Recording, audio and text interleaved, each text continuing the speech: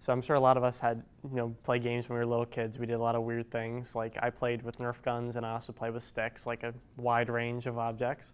And like I said in my other speeches, I'm a pretty morbid person, so is my twin. So we played with Barbies and we had played with Nerf guns. I'm sure you can imagine the combinations of those lovely two objects. So in order to more expand our toys that we could play with, we also played with sticks or popsicle sticks because it was what we had laying around. Sorry. And popsicle sticks are really easy to craft. My twin and I, we're very artistic people. She's an artist. She's going to college for artistic stuff like that. She's a writer. And one of the things that we wanted to do is expand our toys selection. So what we would do is we would play with the Nerf guns. We wanted something that was more like you could throw, like frag out, Call of Duty kind of thing. Like you wanted something more to play with. So our father came down to the basement one day and told us about a popsicle stick hand grenade.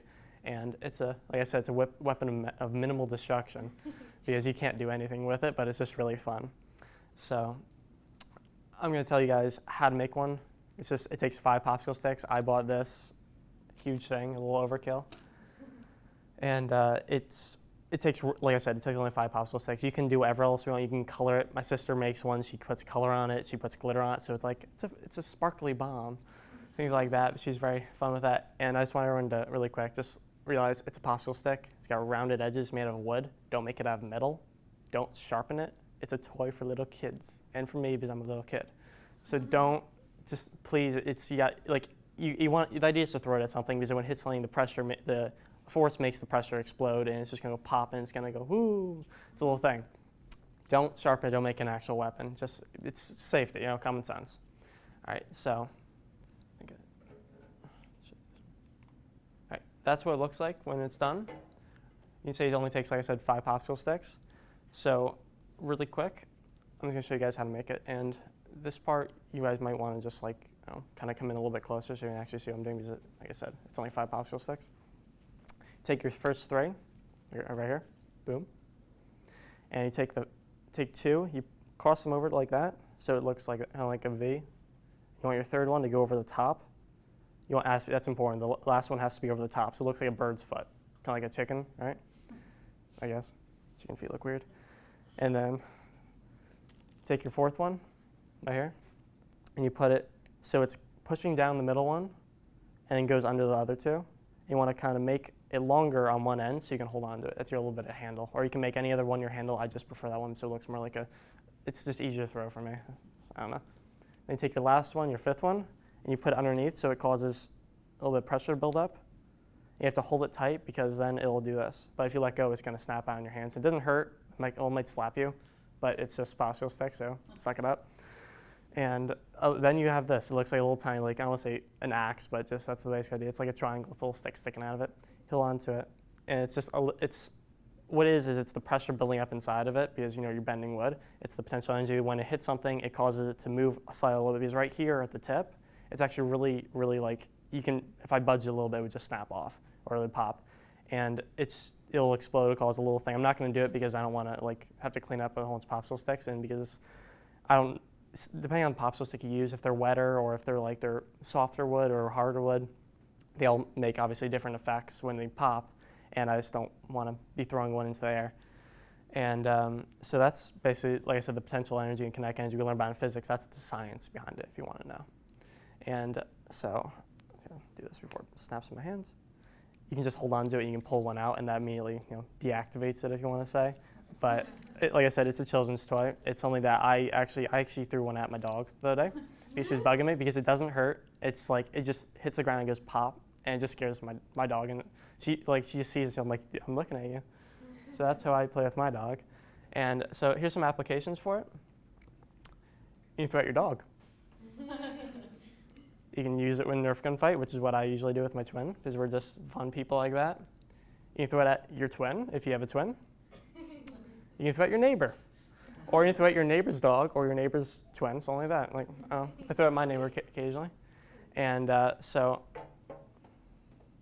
right, can't read my thing.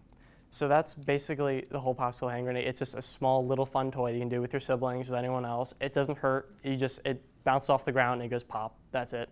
It's just, you can put, like I said, my twin She often decorates it, puts sparkles on it. It's just a little bit more fun to it, you know. But it's like a secondary weapon if you're playing in a game with Nerf guns or something like that, or like a blowgun or something. It's just like to throw it and just have something else. It just it's more fun. To me, it just added a lot more fun to my childhood. So in conclusion, I've told you how to make one, what they are, and how you can play with it more. And like I said, it takes only popsicle sticks, but like you can actually make a lot ones that are bigger. You use different size popsicle sticks. You want to make ones that, because they make popsicle sticks about this big, and you make bigger ones of different size, shapes, and everything like that. You can make them in squares. You can make whatever you want. It's just the idea. It's the pressure that builds up and then snaps and goes. So, yep, I forgot my conclusion. That was it. That was it. From the conclusion. I suck. All right. So, as I'm sure most of you know what origami is, as I just handed out like all this stuff. But do you really know what origami is? Origami is a Japanese word meaning ori for folding, and then it's kami is paper, but they put it as gami because it's something with how the writing system works. It changes the way that you pronounce the word. So this is how it would look like, and then it came about in Japan around 1680. So it's been practiced for a while. Now, if you bring that back to like the current times, it's more for like fun and stuff. People do origami a lot to create cool little things and stuff. So today I'm going to teach everybody how to make a nice like Christmas gift that it's really cheap and everything. I mean, if you don't want to spend a lot of money for Christmas, then this is definitely something that you could do. I am currently taking Japanese class here, and we've done origami before, so I do have a bit of experience with it. And I also have like an origami book, and it has like the instructions and stuff in it, which is cool. So now I'm going to tell you guys exactly what you need and steps needed to make it, and then some additional information. So this is what we're going to be making today for the Christmas spirit, you know, Santa. Originally, I was going to do like a hat, but this makes more sense. So what you're going to need is origami paper, which I handed out, instructions, which I also handed out. You can flip that over. Tape. Usually with origami, they don't use tape, but with this one, it won't stay shut if you don't put tape on it. And then markers, just to draw like a little face on it. So now that I've told you what you need, I'm going to tell you the steps on how to make it. So, okay, so basically what you do is you take the paper, and you want to have the white side facing forward. And then what you're going to do is you're going to fold it so that way the two corners are touching each other. So you fold it diagonally.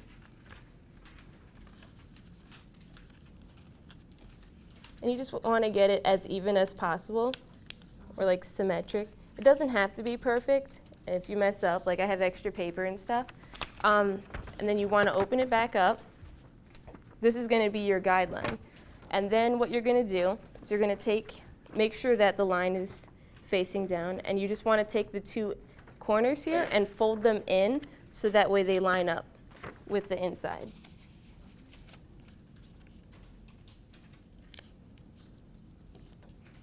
So basically like this, kind of like a kite in a way, and then you want to do the same thing on the other side. So something like this, and you do the same thing on the other side.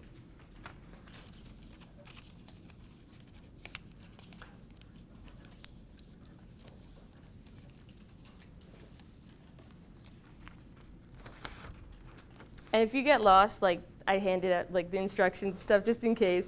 Now, once you get to this step here, then what you want to do is you want to take this corner, the inside corner here, and you just want to fold it back so that way it's lined up with the outside. So it kind of makes like a little triangle on the outside here. And then you do the same thing with the other side. So like this. You bring that corner up, and then you do the same on the other side too.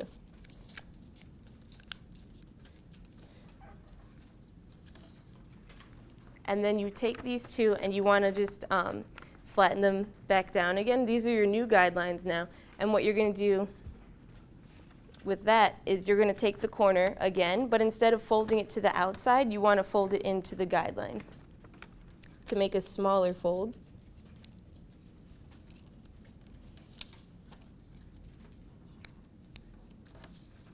So now you're going to have two like tinier folds on the inside,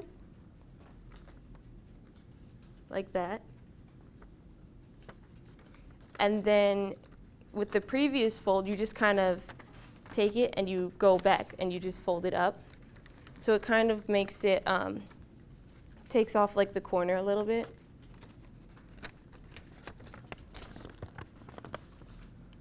So then you should have something like this. And then once you have that, now this is this part's a little confusing because it's called a step fold. It's really not that hard. You just want to take this top, the long part, and you just want to fold it over so that way it kind of lines up with the bottom part. So you just fold it over, and you want to leave a little bit of space because you're going to fold it back.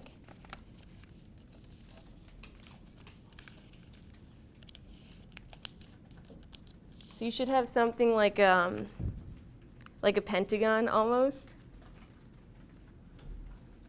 So you take that, and then with the step fold. You might want to check it. Hmm? You might want to scroll. Oh, just to see.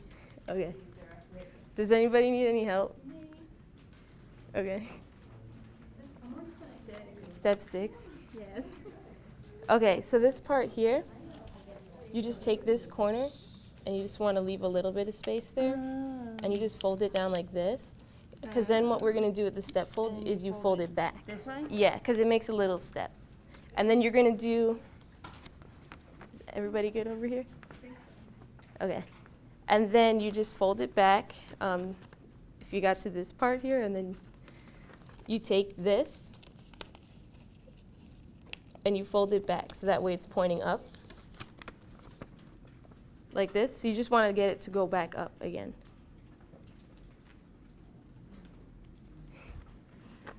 Hold on. Okay. So like this, Yeah. and then you take it and you okay. bring it back. There we go. Mm-hmm. Thank you. Yeah. Yeah. Yeah, like that. Mhm.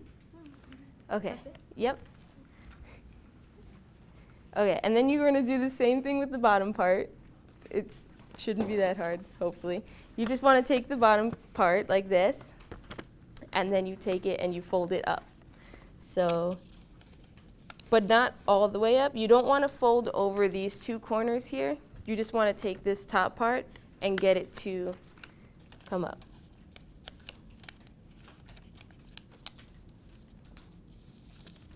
So you want to have a little bit of space here. And then you fold it back.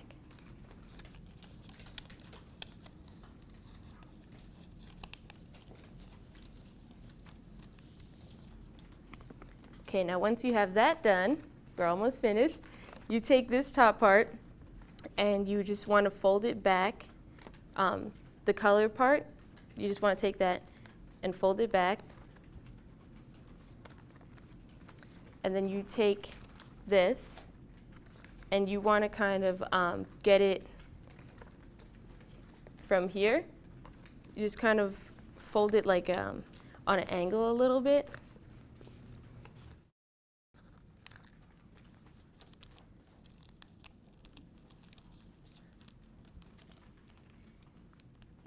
Okay, is anybody lost?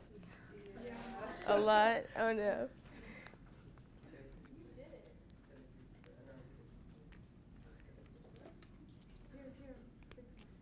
Okay, well, huh? Yes, yours looks good. Okay. Okay, well anyway, I'll help you after, just for the sake of time. Then you would take the marker and like draw a face on it.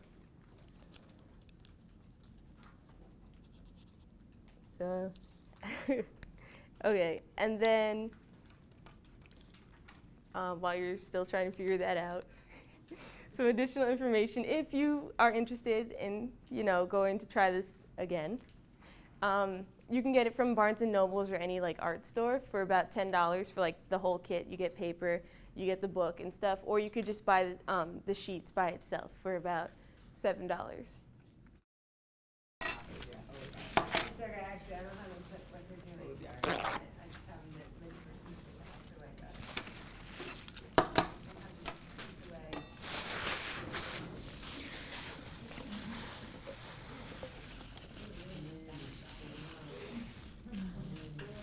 Leche de coco.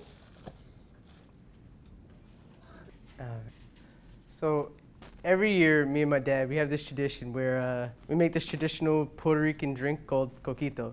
Now, coquito is just pretty much Puerto Rican eggnog, but it's the alcoholic form. You can find it pretty much in any Puerto Rican household during the holidays.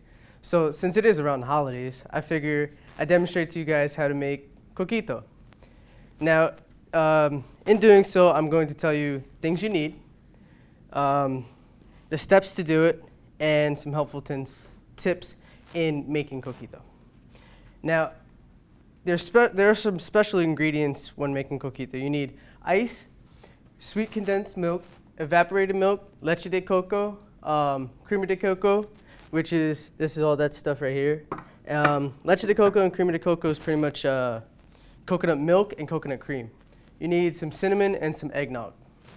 Now, some optional ingredients, well, obviously it's rum. Well, due to the fact that I can't bring rum into the classroom and serve you guys all rum, I'm gonna make the virgin one today, but rum is an optional one when you're making it at home. Instead of eggnog, the traditional way to make coquito was to actually bisque up the eggs and boil them or whatever, and add vanilla and nutmeg. But the way me and my dad make it is just with eggnog. You could also add cinnamon sticks at the end, like to make it like a tropical appearance. And then you can use also Bacardi bottle to put the coquito in when you're done. But any like container is like good. So now that I showed you the ingredients you need, I'm gonna demonstrate the steps in making coquito. You need also a blender, some cups, obviously when you're serving it. You need a can opener and you need a spoon. The spoon is to get all the thick stuff out of these cans. So now I'm gonna show you how to do it. The first step I like to do is to put the ice in first. And that's solely because if you put it in last, it just makes a mess and you can run the risk of overflowing the blender.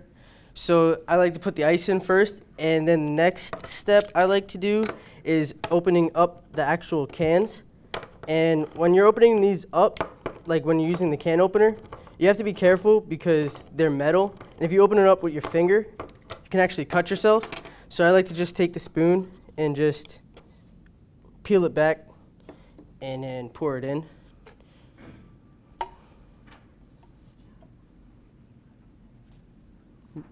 With what? Okay. So after you get all that stuff in, you open up the next one. And the same thing, like I said with the last one, just be careful, be cognizant of the metal so you don't cut yourself. So you just pretty much take the spoon, peel it back, and put it in. Now these other two are easier because they have a thing you could actually peel back. So, but I mean, you can still cut yourself if you're not paying attention, but they're a lot easier to take off. So, and now you need the spoon to get all that good stuff out and get all that thick stuff in it, and just, there you go.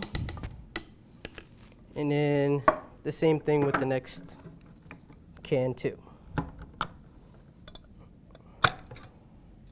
This one's easier. This one is a lot more liquidy, so you just dump it in. So now that we got those in, what I like to do next is actually crush up the ice.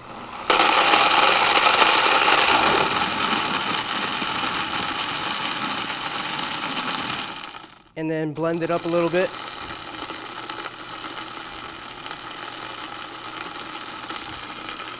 So once I got all that stuff like pretty much blended up, I do it in steps because this way at the end it's not all like you're not getting too much strong taste of one or strong taste of the other.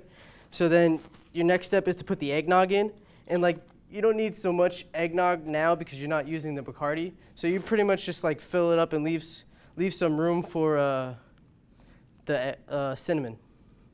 So now that we got that in there, like I said, I like to blend it up step by step. So I'm just gonna blend this real quick.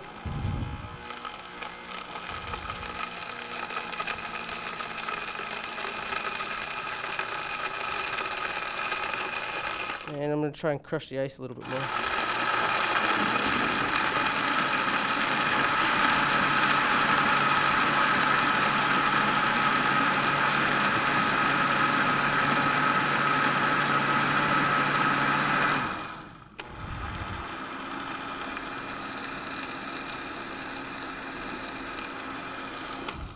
And like it's a very thick drink, so that's kind of why it's like the blender sounds like that. So now the last step is to add the cinnamon. Now I'm not I don't really like a lot of cinnamon, but it's like solely like on what your preference is. So you could just like add more cinnamon, add less cinnamon. It doesn't really matter. So I'm just gonna put a little cinnamon in because I don't really like it too much. And that's it. That's about good. And I'm gonna blend it up one more time. Hopefully it doesn't overflow on me.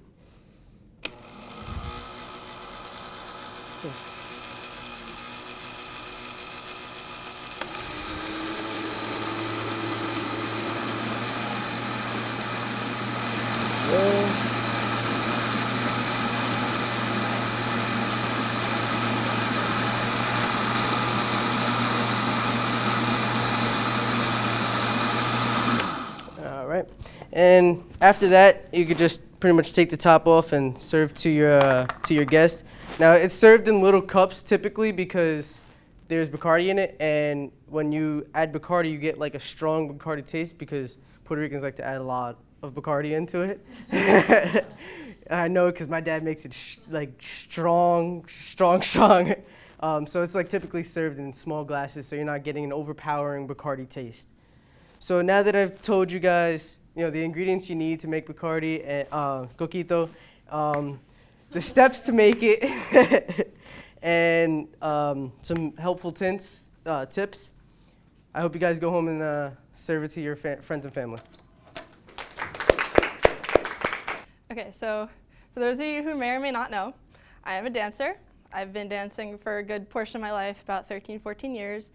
And I've been able to experience a lot of different styles, tap, jazz, ballet, you name it, I probably dabbled in it for a couple of times. So one of my favorite genres of dance is hip hop. And from hip hop, I'm sure you all have heard about break dancing, right? So today what I'm gonna teach you how to do is called the 6-step. The 6-step is one of the most basic moves that you can learn in breakdancing. Do you want me to start over? No, I just want you to use it. Can I start over? Yes. Okay. Because, ladies and gentlemen, you realize what's going on, right? I want Haley to use her outline. Okay, we're starting over. I've been thinking about it so much I memorized it. Okay. Am I good? If I do this to you, for all the rest of you who are going, just go use your outline. Don't stop. Just keep going. All right? Right. Cool. We will start again. Okay. And everybody stop starting with so or Just start with a good attention grabber. Is it so? Yeah? Anytime you're ready. For those of you who may not know, but you know now, I'm a dancer. I've been dancing for about a good portion of my life, 13 to 14 years, and I've done many different styles. Tap, ballet, jazz, you name it. I probably did it once or twice. One of my favorite genres of dance is hip hop, and I'm sure you all know about breakdancing. It's a type of hip hop.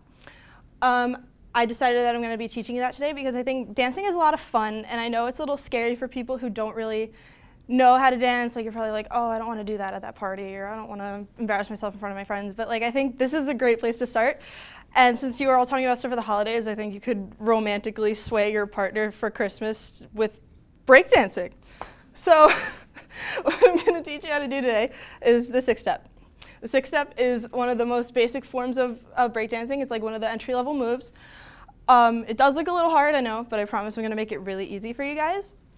So I'm going to teach you what you need to do the 6-step, the steps to do it, and also any additional information that you might need to execute it properly.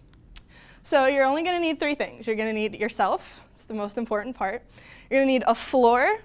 Usually dancers prefer to dance on like wood because it's better to do, but I'll deal with the carpet because, you know, I don't have a choice. And you also need lots of enthusiasm, energy, and patience. And this is a very tiring move. It could really be taxing on you because when I was doing it, I was like breathing heavily afterward. All right, so now we're going to go straight into it. No, the first thing that I want you all to do, we're going to go into it standing first. So what I'm going to do exactly what you have to do, and you're all going to do it as I'm doing it, all right? All right, so what you want to do, like draw a circle with your foot, and that's where your guideline's going to be for the move. So you're going to start with your left foot, okay? Your left leg. You're going to step forward. All right, good. Take your right leg, step it right behind your left leg. Make it really close as you can. Take your left leg, step it out. Take your right leg, step it over your left leg. Take your left leg, step back, and then take your right leg, step out. All right, I'm going to do it again, okay? A little faster this time. Step front left, cross behind your left with your right, step over left, step over right, step back left, and step back right. All right, one more time. Forward left, back right, over left, over right, back left, and back right. The best way to think about it is left, right, left, right, left, right. You'll be able to think about it better. Does everybody have that? Good? Okay. So now that we got the basis of the move, I don't know if any of you actually want to try it on the floor, but you're more than welcome to. I'm going to show you how to do it.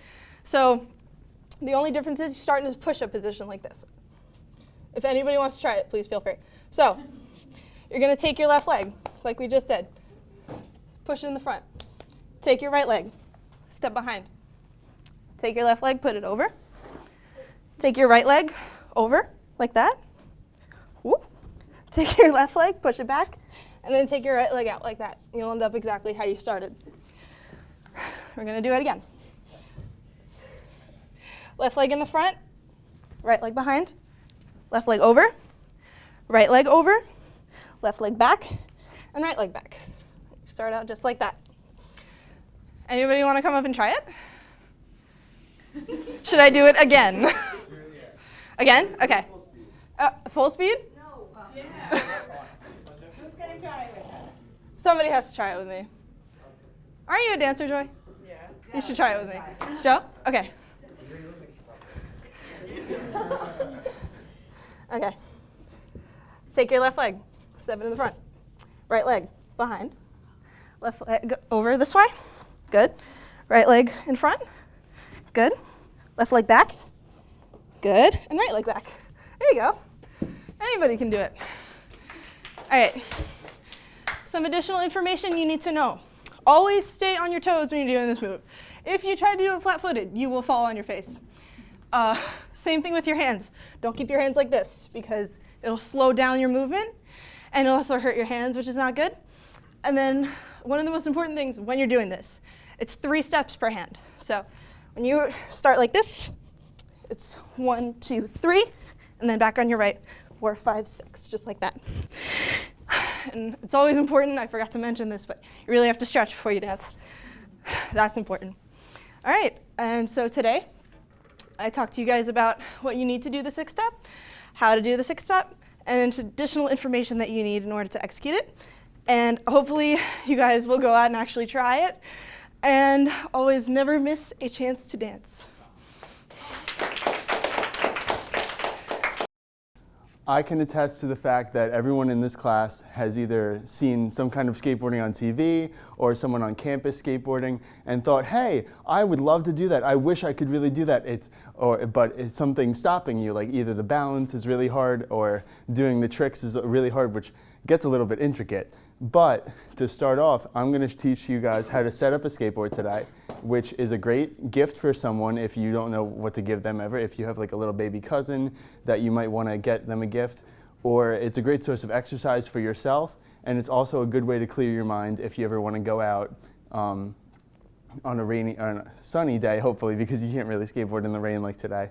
But I'm hoping that at the end of today, I will be able to teach you how to set up a skateboard. The first I've been skateboarding for almost half my life, and I've worked actually in a skate shop for a little while, where part of my responsibilities were setting these up day to day. And that was really fun until they shut it down. But today I'm going to show you how to gather the equipment for building your skateboard, how to build your skateboard, and some helpful hints into skateboarding itself, and helpful how to set up your skateboard. The first thing you're going to need are some materials. They cost a lot of money, as you can see, altogether. I think this purchase was about like $250. So it's really recommended that you either have a lot of money for it or you know what you're getting. A good place to shop is Nephew Skate Shop in Port Monmouth, where I bought all these materials. And the first thing I'm going to teach you how to do today is the first step, which is putting on the grip tape of your board. The grip tape I went ahead and put on already. It's a little, it comes on a sheet like this. I used Mob grip tape, that's the brand. And it's sticky, so it sticks to the wood of the deck. And you're going to want to apply it. It comes as a large sheet like this, which is square. But to make sure it's rounded, you're going to cut off the excess with a razor blade. And then you can use some of the excess to sand down the edges of your board to make sure you don't have any excess left over. The next step you're going to want to do is you're going to put on your trucks. I went ahead and put one on already, but I'm going to teach you guys how to put it on the truck because it's the same on either side. The first thing you're going to want to do is poke your hardware through. And I have my hardware right here. Whoa.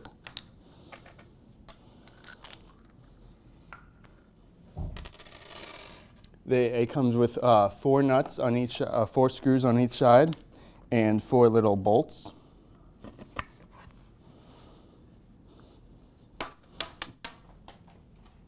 I got it. I have extras here, so it's fine. If you can see, I'm pushing it through these little holes.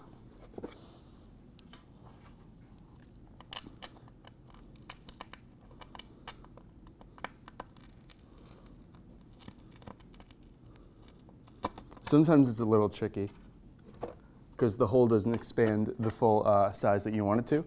But now you have your hardware on, so now you're going to want to put your chuck on. Make sure the axle, which is this orange part with the bolt, is facing in. That way you turn the direction that you want to turn.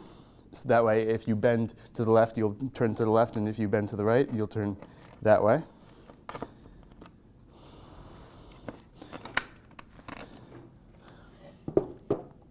The next thing you're going to want to do is apply each of these 4 little screws. And first, with your fingers, screw them onto each screw. And then you're going to use the drill to fully tighten them. You're going to want to use a skate tool, which with the lowest, with the smallest setting to grasp them. And then you're going to use your drill. Remember, righty tighty, lefty loosey. So you're going to want to put this drill on the screw.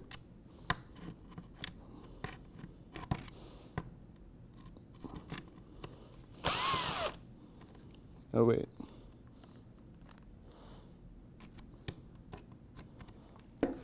Sorry. Thanks.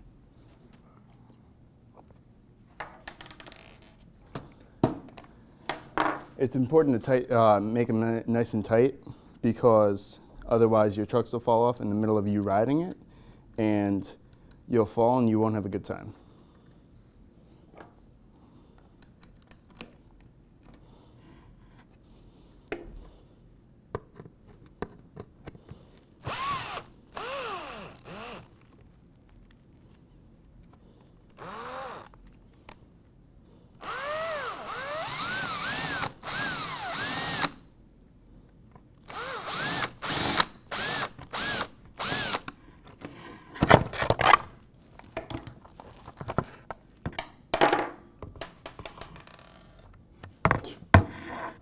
Sometimes they're pretty hard to get on because they're so small.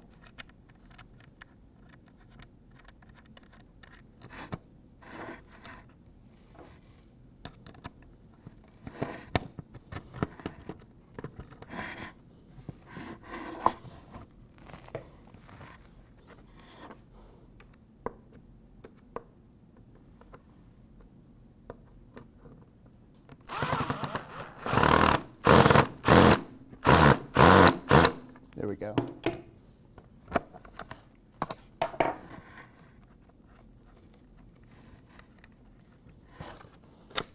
Then you're going to want to do that to the 3 other screws.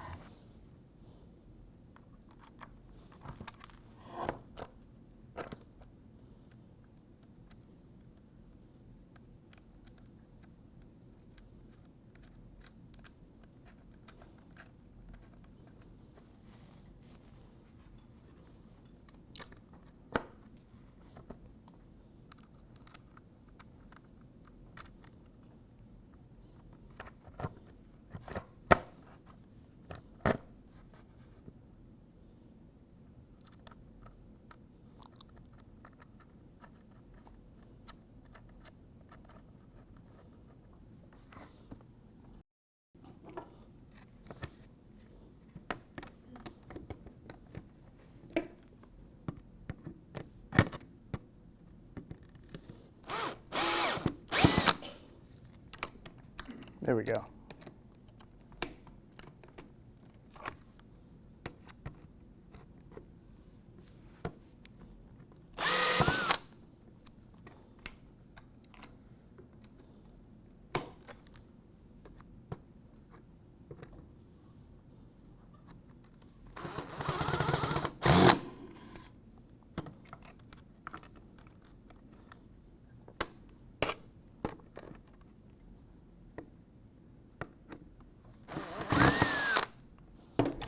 All right, so you got your truck set on, and then the last thing you're going to want to do is put on your wheels and your bearings, because the bearings help you spin. So a good step you can do is put, I bought Red's bearings, which indicate the red side, which is the side you want out, and you're going to want to push the bearing onto the wheel using your axle, and you'll hear it pop.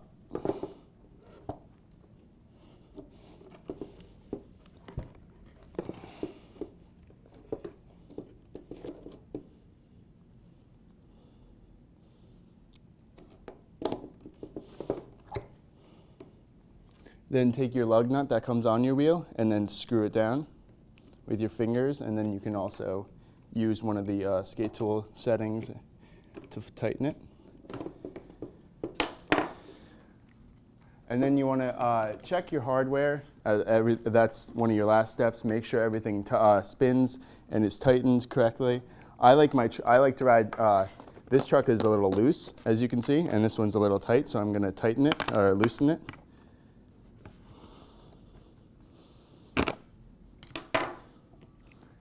And the final step is to have fun. Make sure you wear a helmet when you're skateboarding. Skateboarding is really about having fun, so have fun with your skateboard.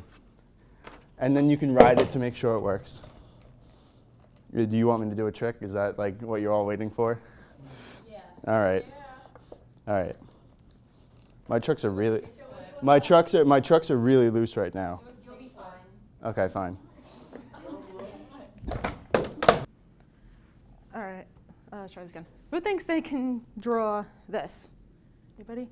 All right, not that very many. Okay, I'm gonna teach you how to draw a dog face. It might look like this, it might not. Everyone's different. What you will need: paper. You can use sketch paper, notebook paper. I gave everybody a piece of printer paper. Anything works. Pencils, drawing pencils are optional, or you can use like a regular everyday school number 2 pencil. It doesn't really matter.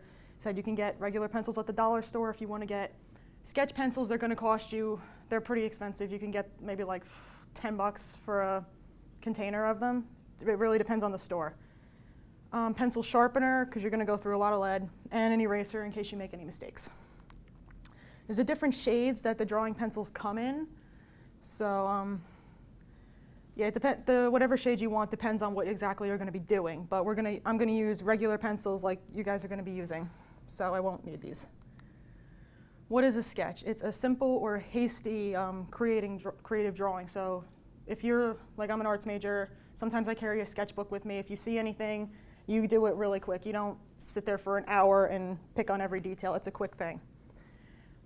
You give the essential features, but without all the extreme details.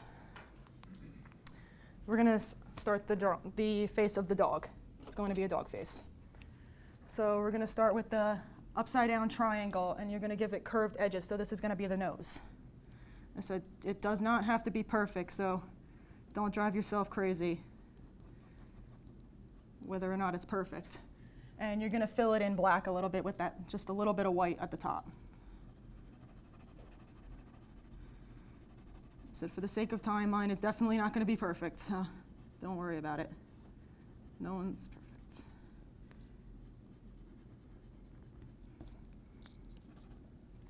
Okay, and after they do the nose, you're going to do 2 curved up lines starting from the very bottom of the triangle of the nose. So just like you see up on the screen. Jen, do you think you can angle yourself so you're not Oh, seeing angle the more. side of it? Okay, sorry about that. Okay. I'm sorry? Okay. I'm good? Okay. Okay, is everyone done? Or close to done? Okay. So you're going to fill it in. Like I said, this is going to be a quick process. It looks like a lot, but it really doesn't take that long. It's a quick process. So you're going to fill in the cheeks. Going on the left cheek, you're going to be drawing your things to the left. And I said, it does not have to be perfect. And on the right side, you're going to do the same thing, but going the opposite direction. So it's a sketch is a quick thing, so it shouldn't take that much. Okay. And then next, you're going to do a little line underneath the nose, which is going to act as the mouth. And just like a very light little line in it that's going to be his tongue. And shade that just a little bit up on top. Is everyone with me so far? Yeah? Okay. And you're going to do one more line under that, which is going to be his chin.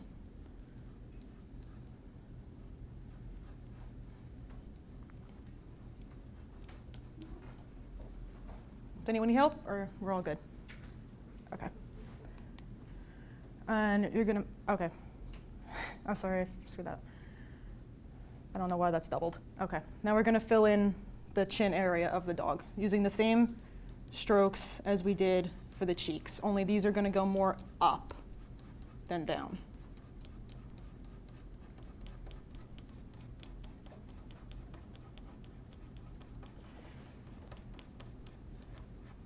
So we're not going to worry about making him look like he just got groomed or anything, so don't worry if it isn't perfect.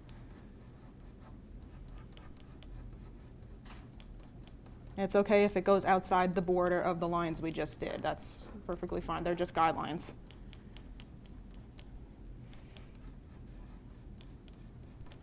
Okay. Next, we're going to do the line on the very side of the face, building up from his cheek. That's going to fill in the rest of the shape of the face. So just like that, a little bit on the sides, that'll give you the rest of the frame of his face. And whenever you're done with that, you're going to do the 2 lines on either side for his ears.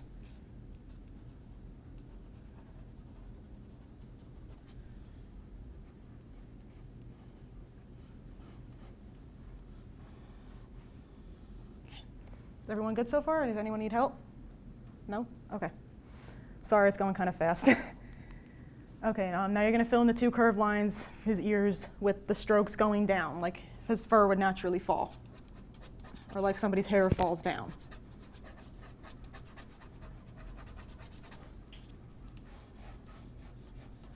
So I'm kind of at an odd angle, so hopefully yours looks better than mine.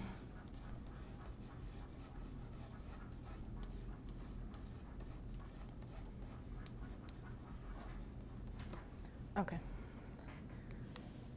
And you're going to put little ovals for his eyes, and then you're going to color them in solid black. Try and do them close to the nose, kind of on an angle so that they would be where they normally would.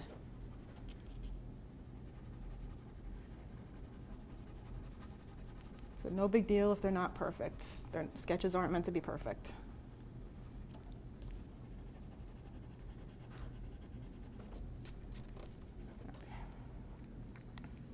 We're going to fill in the rest of the face with the same quick strokes just before the top of the head.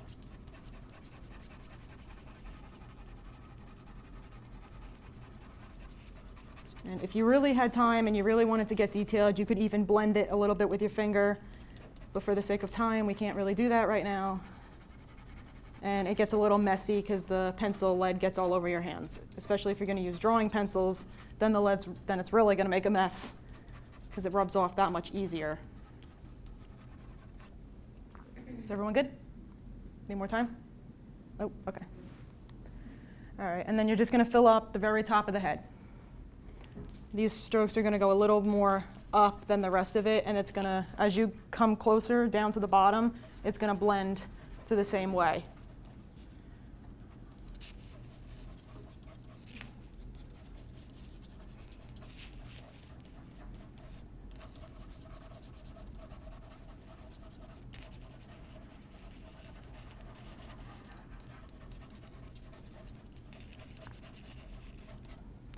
And hopefully it looks something to this effect.